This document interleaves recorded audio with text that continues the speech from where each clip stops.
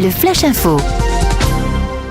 Et à la une, un décret paru au journal officiel dimanche matin qui autorise Areva à procéder au démantèlement de l'unité UP2 400 construite dans le milieu des années 60. L'ancienne usine de La Hague n'est plus en activité depuis 2003.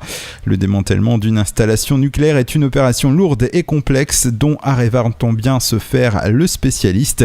Les travaux devraient durer 25 ans pour un coût estimé à 4 milliards d'euros. Ils feront travailler environ 500 personnes.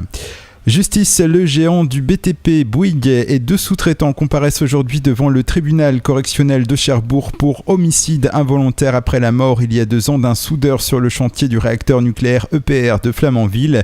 Ce dernier avait fait une chute mortelle de 18 mètres, la passerelle sur laquelle il se trouvait ayant été heurtée par le chargement d'une grue. C'est en tant que responsable de la coordination de sécurité du chantier que l'entreprise est poursuivie. Fait divers à Saint-Lô, une voiture a pris feu ce lundi 11 novembre vers 16h30 dans un parking abrité dans le quartier de la Dolée. Les sapeurs-pompiers de Saint-Lô ont rapidement circonscrit le feu. Pour le moment, l'origine du sinistre n'est pas déterminée, mais la piste accidentelle est privilégiée.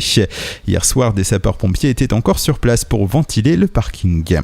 Joli succès pour les foulées de la presse de la Manche à Cherbourg, et ce malgré un temps maussade. Hier, ils étaient des milliers, amateurs ou sportifs licenciés, afflués sur la ligne de départ quai Alexandre III.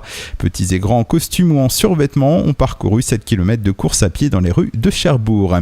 Et puis en handball, en National 1 masculine, l'AGS Cherbourg a réussi à battre Nanterre, non sans de grandes difficultés, mais retrouve le haut du classement à égalité de points avec Saran et Gonfreville.